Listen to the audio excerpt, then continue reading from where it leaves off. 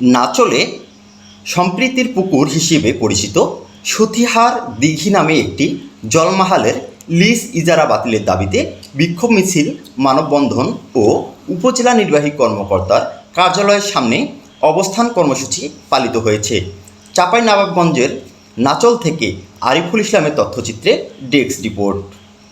সোমবার বেলা 11টার দিকে নাচল বাস স্ট্যান্ডে এই মানববন্ধন কর্মসূচি পালিত হয়। এতে উপজেলার বরেন্দা এলাকার কয়েক শত আদিবাসী ও মুসলিম নারী পুরুষ অংশ নেন। পরে তারা একটি বিক্ষোভ মিছিল নিয়ে উপজেলা নির্বাহী কর্মকর্তার কার্যালয়ের সামনে যান। সেখানে আধা ঘন্টারও বেশি সময় ধরে অবস্থান করেন তারা।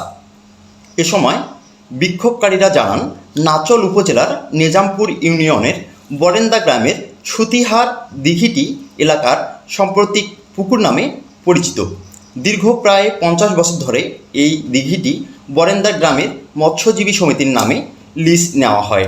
সেখানে মাছ চাষ করে পাওয়া অর্থে স্থানীয় মসজিদ, মন্দির, কবরস্থান, শ্মশানের উন্নয়ন করা হয়।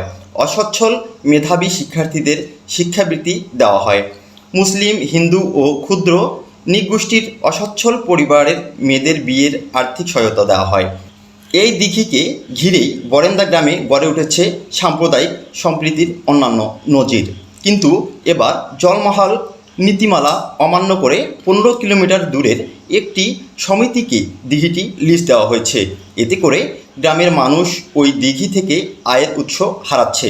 পরে দিঘিটির লিজ বাতিল করে বরেন্দা মৎস্যজীবী সমবায় সমিতির অনুকূলে লিজ দেওয়ার দাবি জানিয়ে জেলা প্রশাসক বরাবর উপজেলা নির্বাহী কর্মকর্তার মাধ্যমে স্মারকলিপি প্রদান করেন।